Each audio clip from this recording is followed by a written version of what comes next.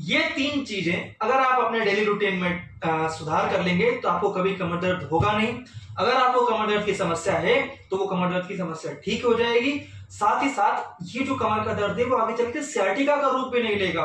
दोस्तों, ये जो आपको नॉर्मल कमर का दर्द होता है ये आगे चल के एक सियाटिका नाम की बीमारी होती है, जिसमें मरीज को निचली कमर से दर्द होके पैरों तक दर्द जाता है और ये काफी तीव्र दर्द होता है और मरीज काफी परेशान होता है। तो अगर ये तीन चीजें आप करेंगे तो आपको कभी कमर का दर्द नहीं होगा। तो नमस्कार दोस्तों, मैं डॉक्टर रजत आप सभी का अपने चैनल में स्वागत करता हूं। आज के इस वीडियो में मैं आपको कमर दर्द के बारे में बताऊंगा, जो एक बड़ी ही कॉमन समस्या है। लगभग 90% पीपल अपने लाइफ में कभी ना कभी कमर दर्द का जरूर एहसास करते हैं, खास करके निचली कमर दर्द का।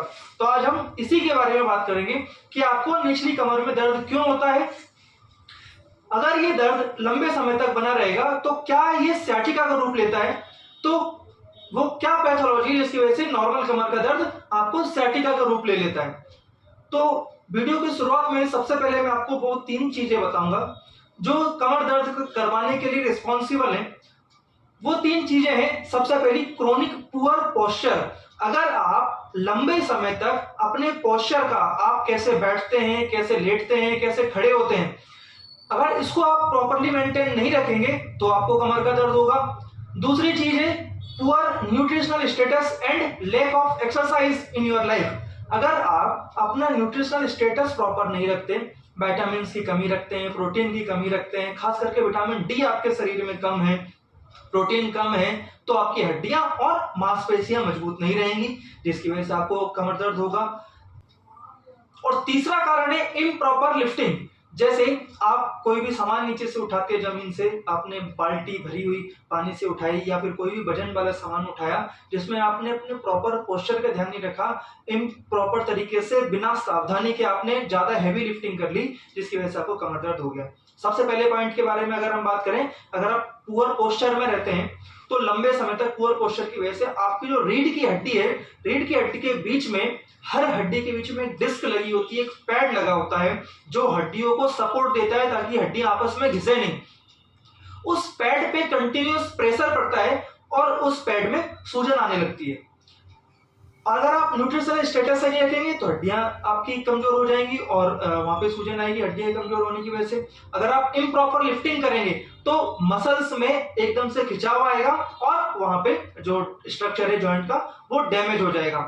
अब हम ये समझते हैं कि कमर दर्द कैसे सियाटिका का रूप लेता है। देखिए, अगर आप कंटिन्यू ये तीन चीजें करते हैं तो आपके डिस्क डिजेनरेट होने लगेगी धीरे धीरे। डिजेनरेट कैसे होगी?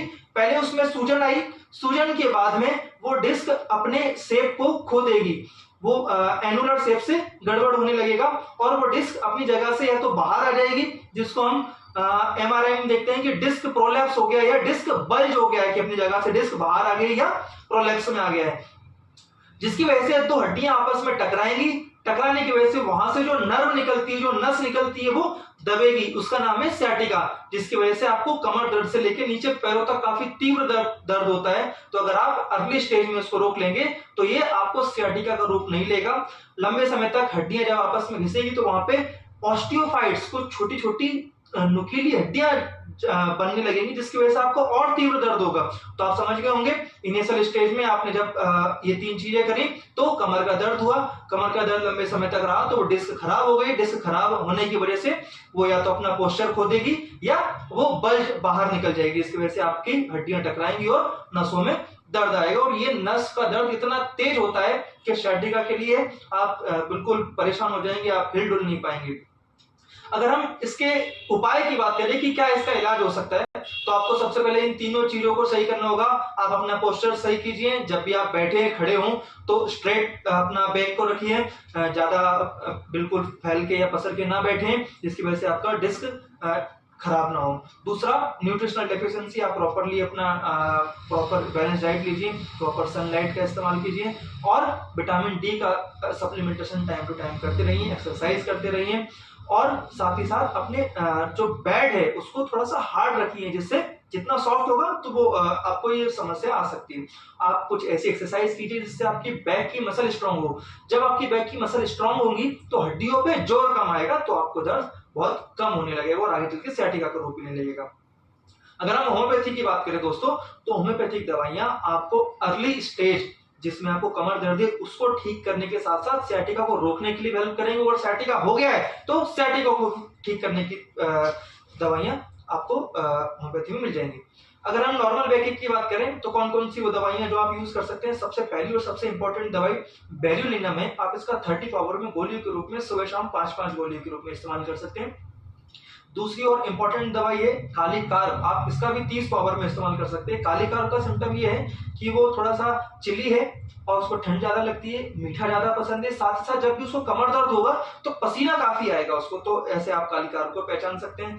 और इंपॉर्टेंट दवाई कौन सी, बर्बेरिस वल्गेरिस। बर्बेरिस वल्गेरिस कमर दर्द की बहुत अच्छी दवाई, जब निचली कमर में दर्द हो रहा हो आपको। नक्स वोमिका, नक्स वोमिका का दर्द इतना तीव्र रहता है कि वो जब बिस्तर पर लेटता है तो करवट भी नहीं बदल सकता, इतना उसका तीव्र दर्द है, पहले उसको बैठना पड़ेगा, बैठ के फिर वो करवट लेगा तब वो करवट ले पाएगा, अदरवाइज वो करवट नहीं ले पाएगा, तब आप नक्स वोमिका का इस्तेमाल कर सकते हैं। अगली दवाइयां हैं, 2 दवाइयां रस्टॉक्सन, कैलकेरिया फ्लोर। इनमें सुबह उठने के बाद उनको काफी दर्द रहता है, जैसे जैसे अपने काम में लगते हैं तो वो दर्द ठीक होता है। अगर बात करें कि 2 कौन सी सबसे इंपॉर्टेंट दवाइयां हो सकती हैं जिसको आप ले सकते हैं, तो बेल्यूलिनम और रस्टॉक्स, जो आपको लगभग 80% आपके केस निकाल देंगी। और अगर sciatica हो गया तो sciatica के लिए में एक अलग वीडियो है, आप उसको देखिए। ये नॉर्मल कमर दर्द का वीडियो है।